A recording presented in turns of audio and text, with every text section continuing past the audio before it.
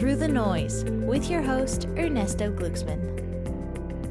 All right, I am super excited about this particular episode because I get to speak to a new leader or newish leader and at one of the most important associations in the country, if not the world.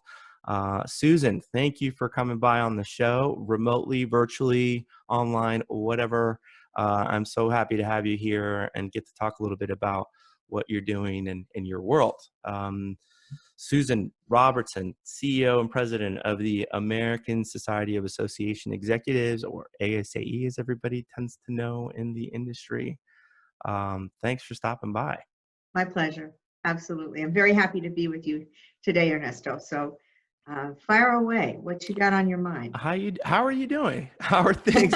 I feel like we're taping this at the tail end of April. We've been, I guess, many of us in kind of this lockdown new mode for the past couple of months. So I think we're past the rush of trying to figure out, well, what do I got to do if I got to, what's going to happen? And we're now entering this okay, is there a routine here? Is there something we can get into? I mean, that's how it kind of feels for me. I don't know what it's like for you, but you're new at the helm at ASAE, right? You've officially started the job when? How long ago? March 1st. And then March 1st, yes. Here you go. Oh, Susan, we have this pandemic thing.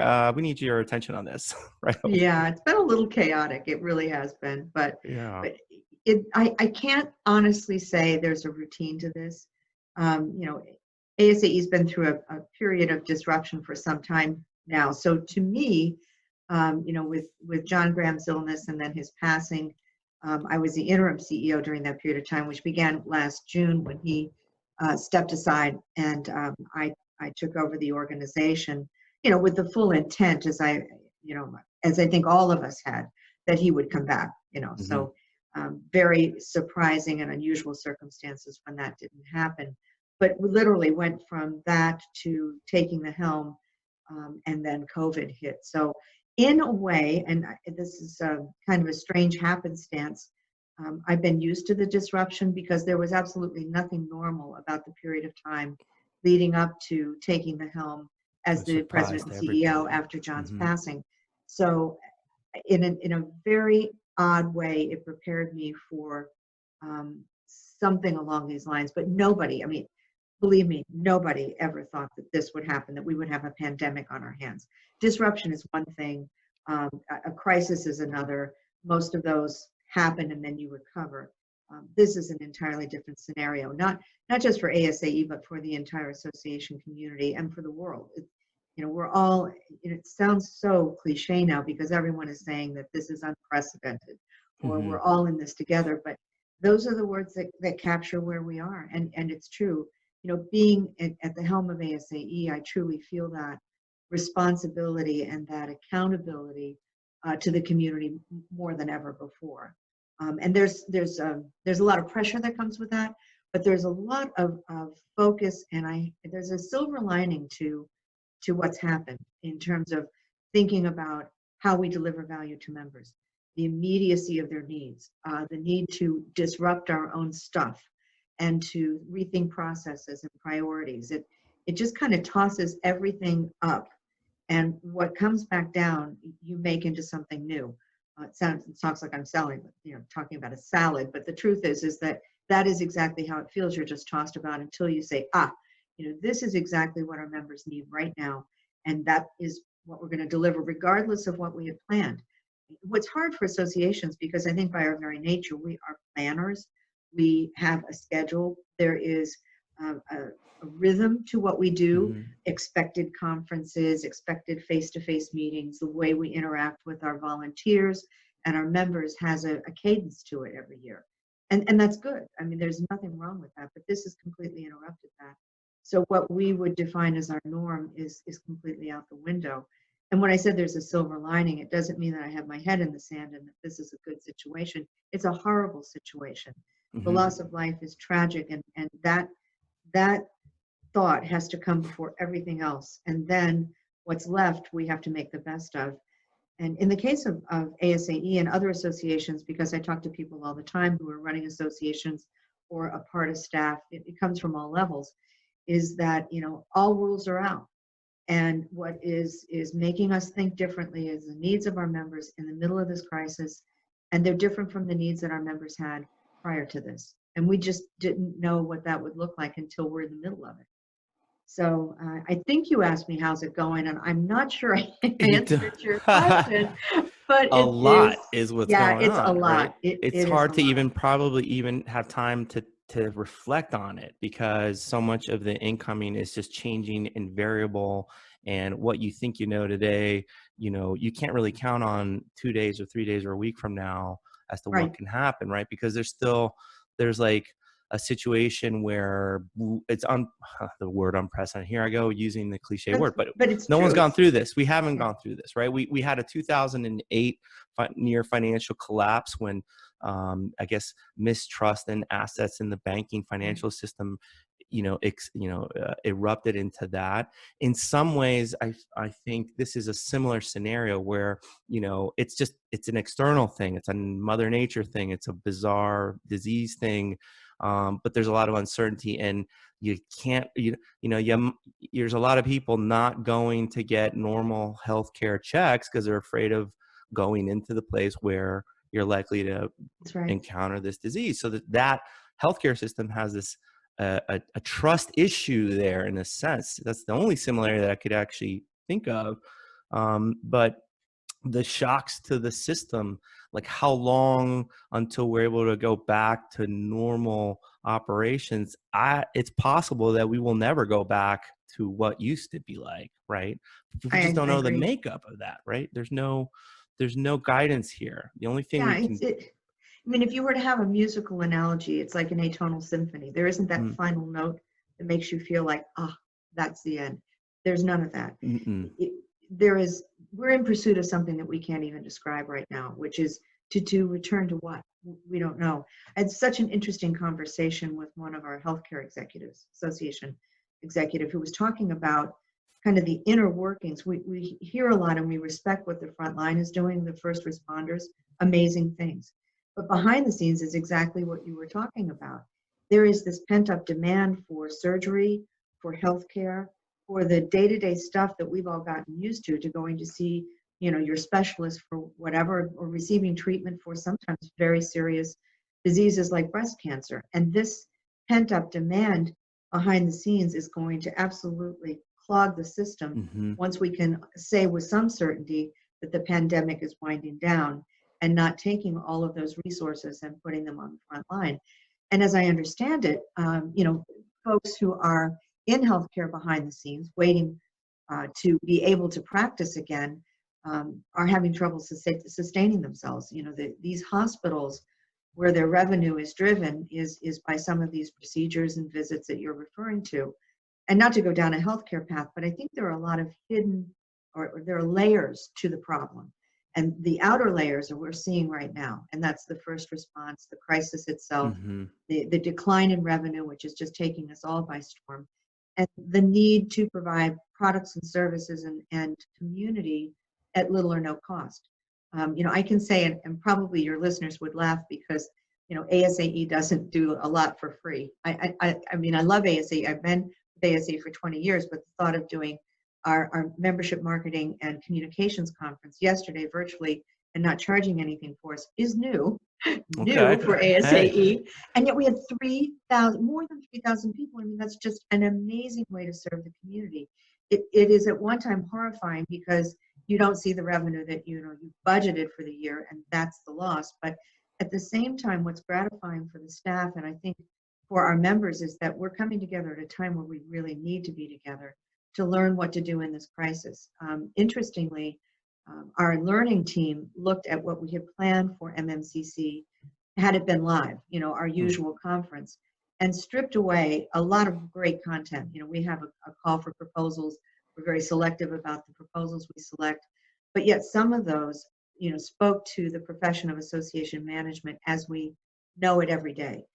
What we had to have a bias for in moving the conference into a virtual scenario is what content that we had either identified prior to that or we needed to bring in would be in the crisis moment. And that's what made it relevant.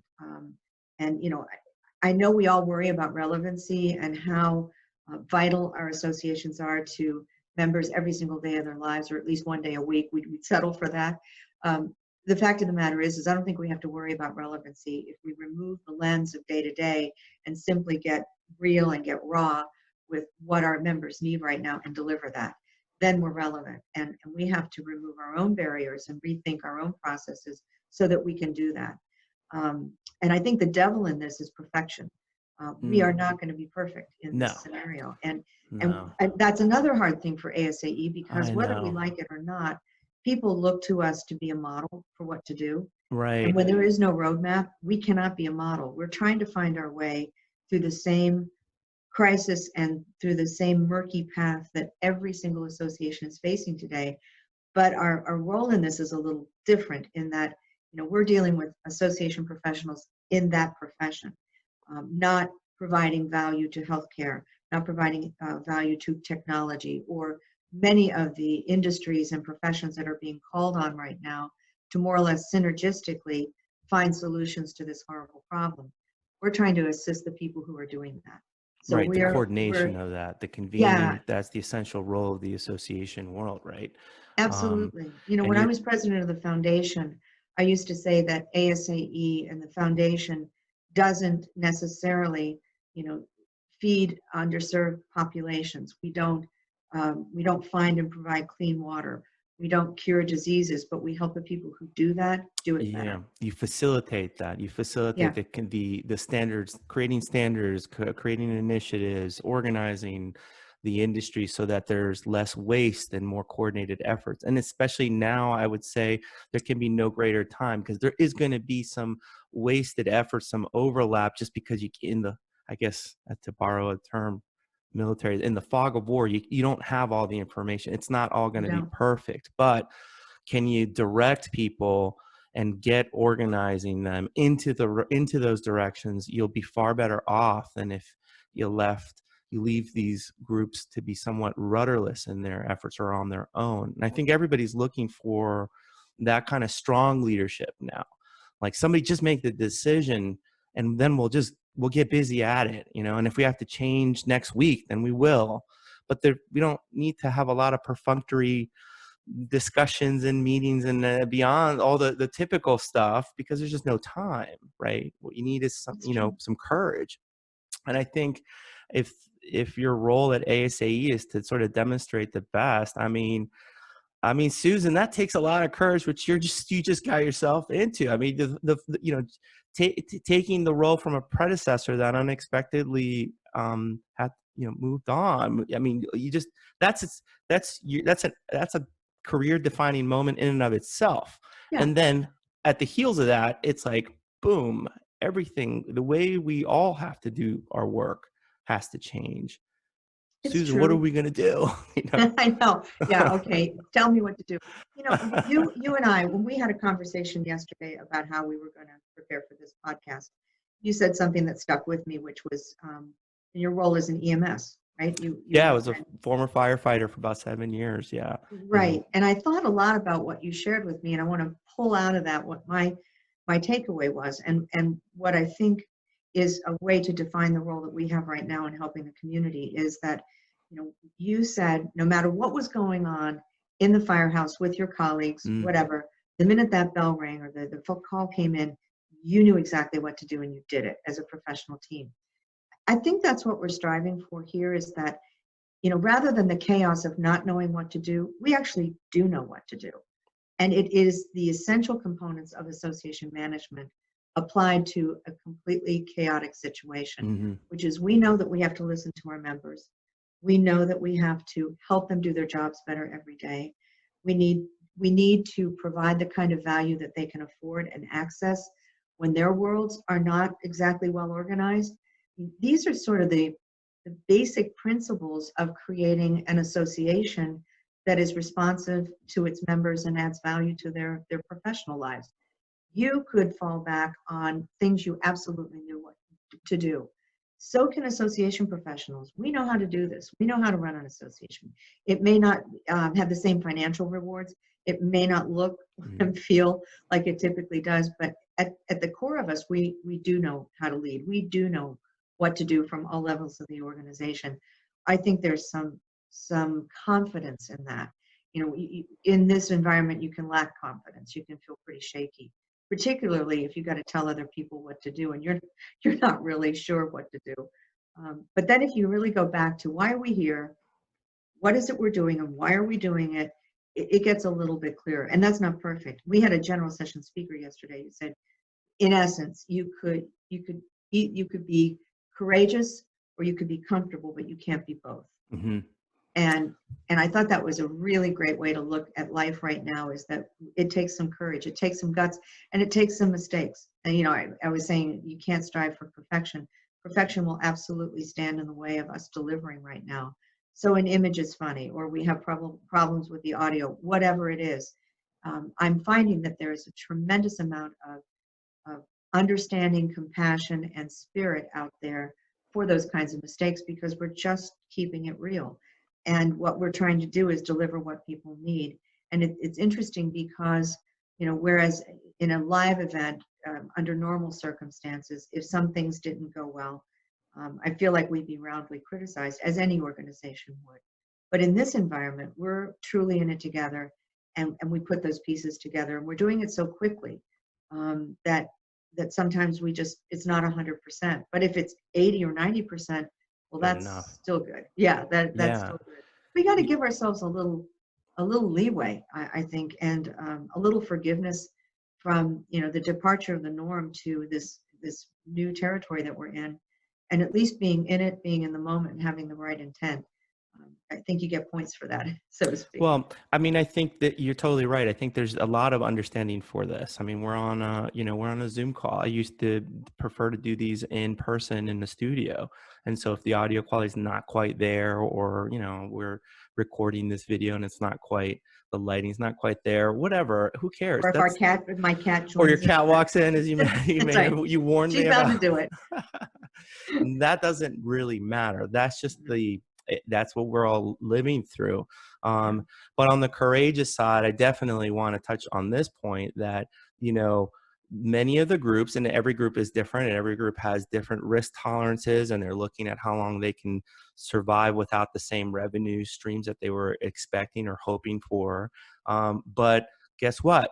That's what those reserves, if you've been doing the job responsibly over the years as a group, as board members and the membership and the community, that's what those reserves are for now. It's for this moment, because I mean, I can't imagine a greater emergency than kind of this, to open the doors and say, okay, we need to spend some of this savings into making sure we retain our best people, make sure that we are helping people. If we can't keep everybody, that we're helping them through, because at the end of the day, we are serving the members, but we're really actually serving our fellow citizens, our Americans. People's lives are at the core of all of this, and people are, you know, are going to need help. They're going to need help from everybody, from each other. And so I think if there's a moment to be courageous about creating a new budget line or reshifting everything, and just saying, you know what, those reports that we usually put together for financial in the good times, that's just not essential right now. Right now, we need to get to the front line of this and really help where we can, right? Yeah, I mean, there's so many themes to what you just said. One about the courage and about the reserves. I want to get to that, but I want to say something before that, and that is that nobody likes to deliver bad financial performance. I mean, it just No. feels bad, and yet I think every one of us is in the same boat. There are exceptions. There are organizations who are more closely tied to some industries or professions that are probably going to flourish and do well in this.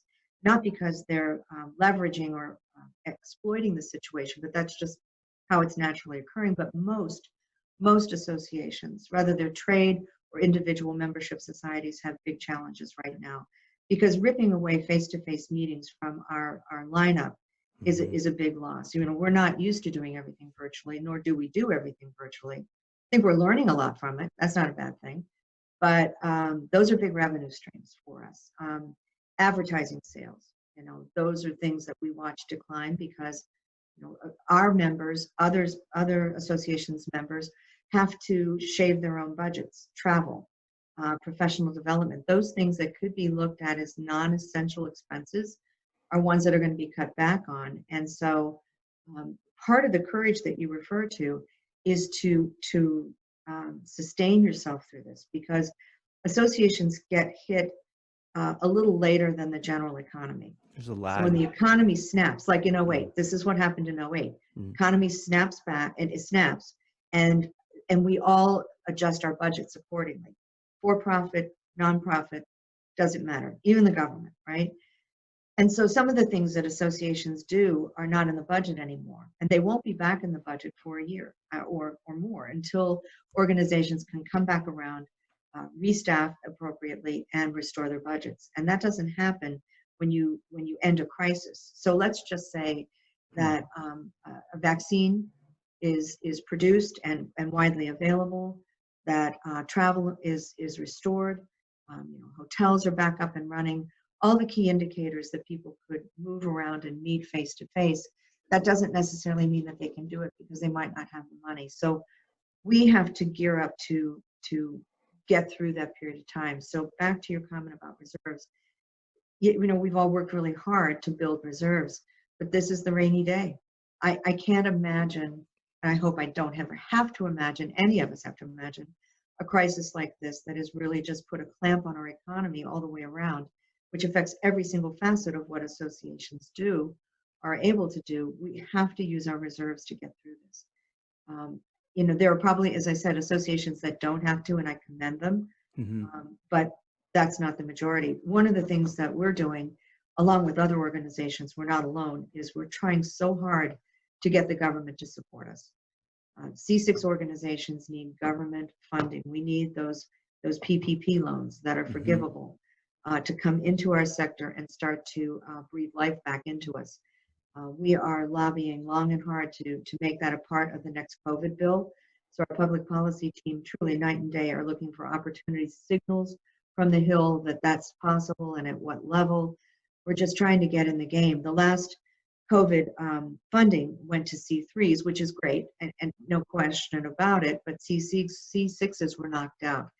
And so we have to fight to get ourselves back in there so that we can get some infusion of cash or relief for our organizations, and that too will help us. It's not just our reserves. So right, sometimes maybe the public image of associations is like, oh, they have all the money and they can, they have lobbyists, they know the government, but it's not the case in the sense that, I mean, at the end of the day, we're associations are small businesses, right? I mean, the largest ones have what, 300 maybe employees out there, 400, I don't, and there are not too many of those at that size. Most of them are really in the 10, 20, 50, maybe 100. And that's a under small 200. business. Under 200, right? Yeah, That's about a small business. 85% of our members are under 200 employees. Right. So that's a lot of people whose jobs are perhaps on the line for many of them, who have to then figure out how they're going to sustain themselves without a paycheck if things get really cut back, right? Right. So we have to figure out a way to help the smallest groups, which includes association business, right? It's true. When you hear, in the last few weeks, I think, not to name names, but some of the large corporate franchise companies out there that got a lot of support they were the first PPP app. It left a sour taste in everyone's, minds, I guess, because the PPP is to help the people that don't have as wide a cushion to survive this. And if this thing is going to take a year to maybe come up with a vaccine, how long until we can actually scale up the vaccine manufacturing, right? And so we need to think that this is not something that's going to just get done here in a month or two. You're absolutely right. We're geared up for the short haul and the long haul here. Right. And so far as the distribution of money, I think there were a lot of lessons learned, and I think some corporations did absolutely the right thing by returning that Yeah. money and saying no. Commend those, right? Right. Sugar And Shack, give them. absolutely, for, Ruth Chris Steakhouse is an example Hmm. who returned the money. So I think some mistakes were made, but in all fairness, there wasn't a whole lot of guidance given to banks and a lot of standards or regulation, as I understand it, and I'm not in the middle. I am in the Hmm. middle of that, but this is anecdotal information. The loans needed to be given, and so they started to give them without some of the aha moments that they are now in place, that this is the kind of priority you might use in order to distribute the money. I'm in hopes that when, I'm going to say when instead of if, C6 organizations are part of the next COVID bill, that we would see some of those lessons learned applied to how the money is distributed to us. So I think that will help tremendously. But I think it just speaks to the need for, one, the government to understand the role that associations play in society writ large. As it applies to the U.S., we do work that the government alone or the private sector cannot do. And many of the missions of these organizations are threatened because they're the smallest organizations. And without them, this work is not going to get done. We might not know the loss until after the loss is gone. Hmm. And that's tragic because smaller organizations and larger ones too have missions that, make people smarter and better and safer and stronger. And that is the hallmark of the work that associations do. And we need to have that voice a whole lot stronger so that the Hill understands our value, and we would be among the first to receive financial aid because we need it and we deserve it so that we can keep fulfilling our missions. So, taking my mission hat off for a minute, the hard thing about leading in this environment is that you have to have your business hat on too, Right. because of the financial squeeze that you refer to. We have to deal with it. I mean, associations have to look at things that they haven't looked at before, maybe. Cash flow is one of them. That's a big crunch right now. A lot of the things that we're gonna do are not coming in now. So how do we sustain ourselves by using short-term loans as an example? That's an uncomfortable place to be because we're not used to borrowing. What's the best way to borrow? What's the best way to renegotiate your lease? Is there some leeway with your landlord or the company that owns the building that you lease from that would give you some relief there? We're trying hard now, meaning ASAE, to provide that kind of education, which is kind of out of our wheelhouse, but it's absolutely in our wheelhouse right now because it's the crisis management intelligence that association executives and CFOs need to make those decisions so that they don't come back to bite them later on. I used to be a part of the for-profit world and went through a complete restructuring of a publicly traded company. I don't recommend that experience out of the gate, but I've been through it. And there's a big difference between Chapter 7 and Chapter 11. Chapter 7 allows you to restructure with some debt relief. So those are the kinds of things that people need to know so that we can keep going and not hold our tents. And I sound like I'm all gloom and doom. I truly believe that there is a strong survival mode among the association community. And I don't think that we're going to let each other fall. One of the nice things that I've seen happen is something that was happening all along, but I think now it's just right at the surface. And that is that association professionals are learning from each other, from their own experience. There comes a point in time where no association knows everything, Hmm. and we can only teach so much, but what we can do is provide a platform for people to exchange ideas, both good ideas and bad ideas. I mean, some of the best discussions are, please don't ever do this. I tried it. And in a normal world, that's interesting. Now it's actually essential. Hmm. So we're trying to kind of clear the brush and allow people just to talk with each other without any kind of interference, and to feel comfortable in that. We have what are called key committees at ASAE. There's the Key Professional Association, KPAC, there's an acronym for everything. Kayak is the Industry Association, which are the trade associations, consultants, AMCs, global. And these key committees are set up to act as advisors to ASAE. But I'll say this of the KPAC group, which I've been running for a number of years, they're really about peer-to-peer learning. And that's the reason they get together. They love seeing each other. They trust each other because many of them have been talking about their organizations at the KPAC table for years and years. That's the kind of thing that association professionals need right now. They need a network of people that they can trust, that they can bounce ideas off of, and then share their sorrows and their victories. And that's a lot of what I see going on. That doesn't produce any revenue, but I will tell you, my hope, my view of this is that it makes people loyal and feel really great about their involvement with an association that would provide that opportunity and kind of get out of the way and let it happen. And that is truly where the game is right now, to just help, to be pure minded about it. Yeah, as I think through what you're saying, I mean there is going to be there's a lot of beauty in crisis. It's hard to sometimes articulate without maybe potentially coming off tone deaf, like you're ignoring the suffering that exists with so many people out of work, and and in the near future more people out of work, and certainly the suffering of people that have been sick, and had families affected. But there's also understand that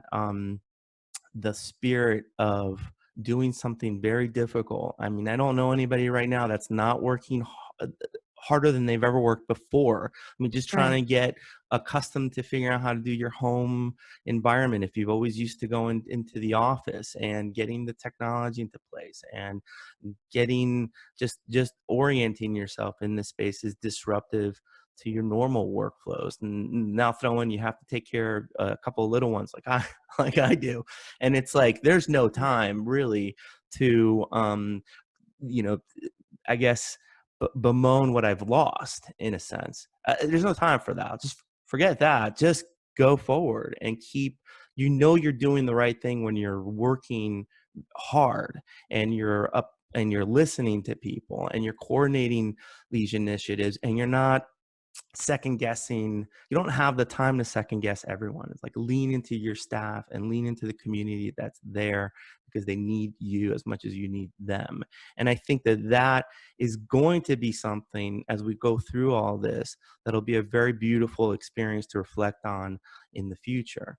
That there is a bonding thing that exists that we'll never experience. Hopefully we'll never experience this again. Right. But there is that thing. And it just reminds me back in the days when I used to go, when we were firefighting. I mean, we would go into burning buildings where people were, your natural instinct is to run away from them. And it is super scary to run into a building where suddenly you can't see your hand in front of your face because it's filled with smoke. But you don't think about the risk necessarily, or the uncertainty of, getting lost. That's probably the scariest thing that can happen to a firefighter, just get lost in a building you've never even been in. But there's training, there's things you do. You're checking in with the person next to you. You have like these devices that you're going to rely on. If you get injured, it's going to sound off if you don't move. So you move forward with these certain like confidence that the training and everything you prepared for is going to lead to the right outcome for, in the moment. And it nearly always does. So I think that is what made that experience for me as a firefighter for those 7 years to be just, it marked me forever. And so to now be in this kind of crisis where I have my own small team and my managing partner and our clients, I mean, I'm having the conversations with my clients knowing that some of them are going to have to cut back on what they've been investing or spending with us. And I want to work with them on it, because I'm not going to say, no, we got this contract that we signed when it was all rose. I can't do that to them either. Like, let's work on all of us figuring out maybe a tighter, smaller version, maybe not as many hours, maybe we can lower the rate for a while. If I'm helping and their other vendors are helping, then maybe no one has to have projects cut just yet, or just straight up a canceled contract and things like that. I think that is where the effort should be for all of us, is to figure out how to be useful to each other in this time. And there's so many things to what you just said, and they're all important. One is, I'm just struck by the analogy of firefighting to our current situation, and I mean that sincerely and seriously. The kinds of the way you just described that experience is very much like what we are experiencing by entering into this crisis. You can't always see. You rely on each other. You go back to the things you know and the procedures that you know work, and in the end, it's likely to come out well, with no assurances, right? And Right.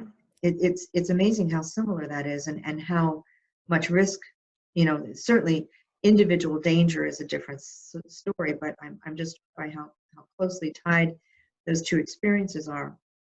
And the other thing about it is helping each other. And in a way, it just draws on the very best of what associations do.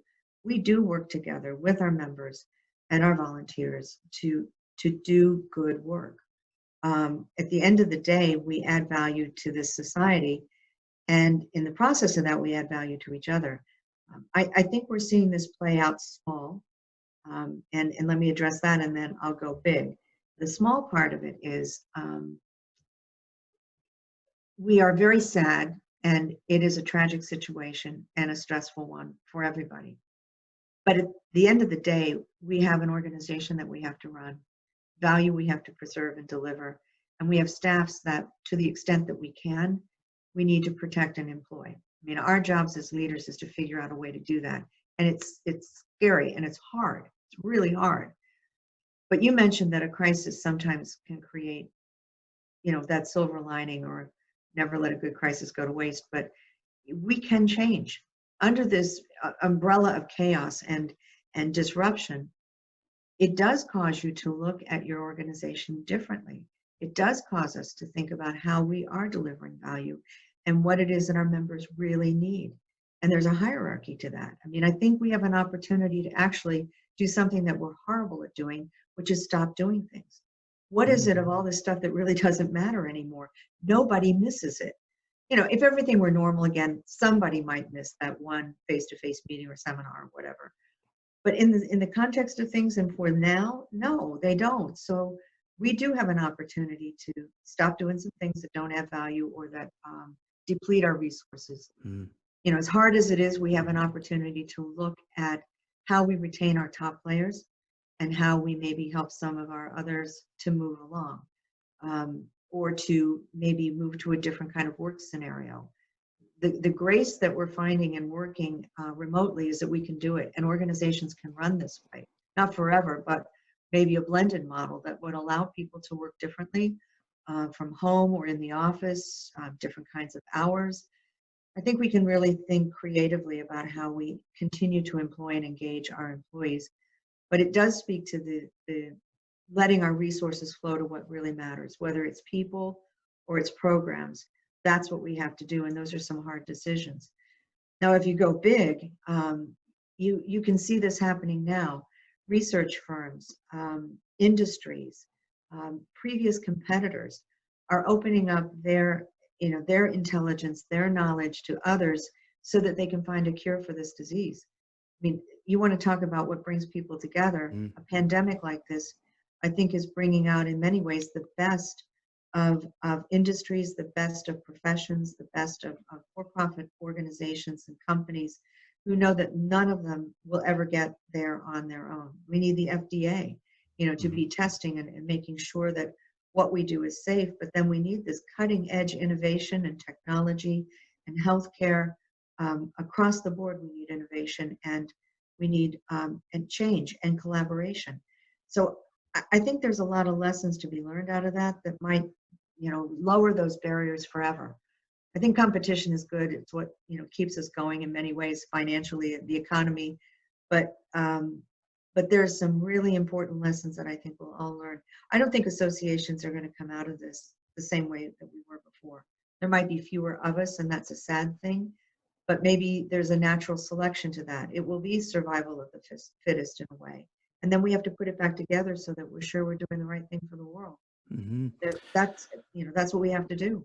Yeah, I should, kind of, you were just talking about these other associations, and just gave me this moment to plug the new show, the Power of A podcast, Yeah. that we've been working on with you guys, and creation from Danny Mackey and Danny Mackey Communications. He spearheaded it. I think I've been talking about podcasting with ASAE staff over the years, but over the years. it needed somebody like a Danny to finally like put all the pieces together and like, let's give it a shot. And it's a great series. And in there's a wonderful episode about the different types of associations, the Distilled Spirits Council, Yeah, and some of their members shifting from like, all right, we were making booze, but our country needs us now to make sanitizers. And hey, we happen to actually know how to do that to it's the amazing, FDA isn't it? specifications. So that's not going to pay the bills for everybody, but let's get it going because our country people need this. There's shortages in that.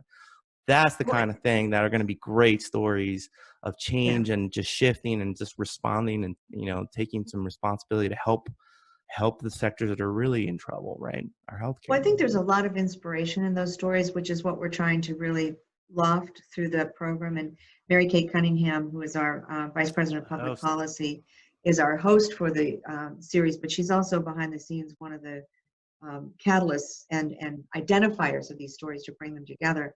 Mm-hmm. And I think they do serve as an example of how resilient and flexible associations are. If you consider manufacturing alone, how plants have shifted from manufacturing one thing like automobiles into respirators or face masks. The design houses, and it's just there are so many players who are doing things now to make protective gear, to do something and manufacture something that has really nothing to do with their core business, but they're doing it because they can and because they should.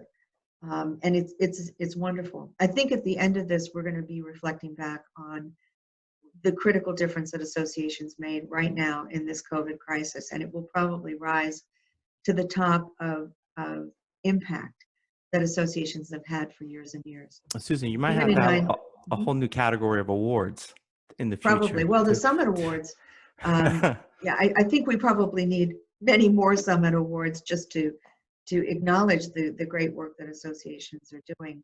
And they're feeding people, and that's the nonprofit sector writ large. But the jet fuel behind the science, the technology, the healthcare advances, disseminating the information, right? Absolutely. Like organizing it to the owner, say, here's the FDA specifications. If you're going to do this, here's the kit, here's the manual, here's everything organized. You need somebody to do that. And that's usually the role of an association. That's kind of what they do, right? Well, it comes back full circle. We're needed now, I think, more than ever to do that kind of work and to do it reliably. There are so many sources of information. And yet, and that could be a threat to associations because we've always thought that we own the knowledge. Well, there have been some years that we haven't owned the knowledge, and we know that. But in this crisis, we own the reliable, credible knowledge. And we can disseminate things that help people navigate this on a personal level, on a family level, on a career level. There are just so many ways in which associations can intervene and make things better, as good as they can be right now, and then help people recover. Right now, our industry, particularly on the hospitality side, is trying to figure out how these meetings will look when we can convene again face to face. What are the new rules that are going to apply to allow for social distancing, to allow for the kind of safety and hygiene that's required? It's just a huge lift for the industry, but they're working through it. And the hope there, the intent, not the hope, is that it will inspire confidence in people coming back to meetings and traveling again and being comfortable convening. No one has figured out yet how to drink a cocktail through a face mask, but I'm sure there will be a breakthrough on that, because if anybody would know how to do that, it would be an association. We are so good at receptions. But in all seriousness, that's the kind of stuff that we've got to think about before we get better, before we're back again. I got, we should probably wrap up because I know you got the next meeting coming up, but I definitely feel like in this kind of situation, I'd love to just dive a little bit on the personal side. And I don't, like, we should talk a little bit about what are our strategies for staying also healthy of body and mind as we go through this really intense experience for everybody. And I'll just start off with me. I've been trying to run in the mornings, like trying to get up before my kids wake up at 6:30 is really hard for a tech guy like me. I like working late into the night. You're children of the night, you tech people. Yes, but this has flipped my script, but I've slowly been seeping in like that run in the morning, even if it's just a couple of miles, nothing, extravagant, but just to get the blood pumping has really been beneficial to me and kind of giving me the extra gear towards the tail end. What are you doing, Susan? What are you doing to kind of manage all the incoming that's coming to you? Honestly, I think I'm probably in the same boat as a lot of people. It's really hard to turn off when you work from home. I'm not used to working from home. I'm an office person. And so this is a huge transition for me. And, I'll wind things up in my office, go down to the kitchen. My husband and I are getting ready for dinner or whatever we're doing. And I have my phone or my iPad and I'm still watching it. Last night, I'm still answering emails at 9. That's just bad.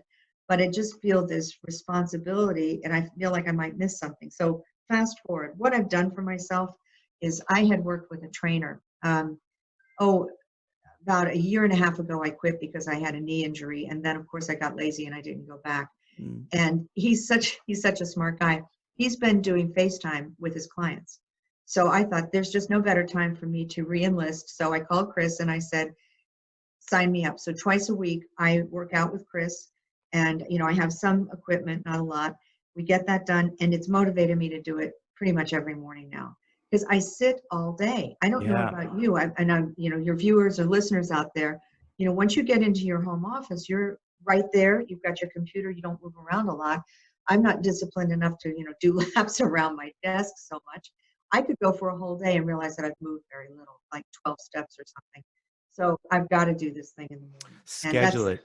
Yeah, Schedule it, Susan. That's the key, I think. I've worked from home quite a bit for many years. It's something that I'm used to, but the best thing you can do for this kind of thing is to just put it on that calendar and be like, all right, for the next half hour, that's what I'm doing. Because your health is just being healthy now is also helping our healthcare system, our healthcare workers, not having to worry about us, right? So well, I'll tell you one final thing that was kind of funny, and it's just watching natural evolution. I think all of us have been involved in Zoom happy hours, as a replacement for getting together. And there was one that involved a lot of association folks. It was about 5 o'clock, and everyone had their beverages and saying hi. And after about 10 minutes, a couple of the people who were on the Zoom happy hour started to talk about work and what was going on. And the back chatter to the private back chatter on Zoom was, I can't believe that we're talking about work. Isn't this a happy hour? And it just, you could see the divide. It's like some people really needed to just let go and relax, and others were still at it and treating it kind of like a meeting, right?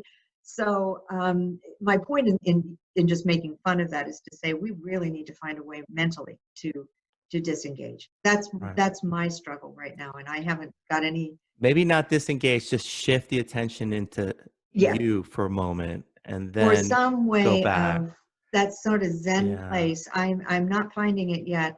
The exercise is one thing, but I think that sense of peace and whatever solitude that you can get, that's a journey for me, and probably for others who are not used to working this way. But I'll probably figure it out just about the time we get back to the workplace. So. Yes, and then you'll get to do your daily commute Zen moment, right? That's actually the car is my environment. That's right. You live in Washington, that's sort of what you do. But I don't miss that, by the way.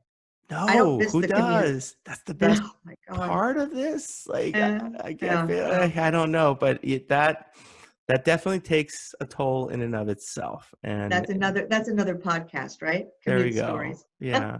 Susan, awesome. Thank you. I know Thank you. just from talking to you, they got the right lady for the job. Congratulations. And I'd love to do this again and just check in with you and make sure you're doing your exercises. Hold each other accountable for that. Yes. Hold each other accountable. So thank you so much. And you guys, thank you for listening. And I really appreciate you guys listening. I know it's a big change for everybody. And I should be speaking to you guys more. It's just a little strange not to have my audience in front of me. It's kind of a weird thing, but I'm going to do that more and try to bring more great voices to help you on this journey that we're all on. So thank you very much. Thanks for all you're doing. We appreciate it. Take care, everybody. Bye-bye. Bye. For more episodes of Through the Noise, go to throughthenoise.us.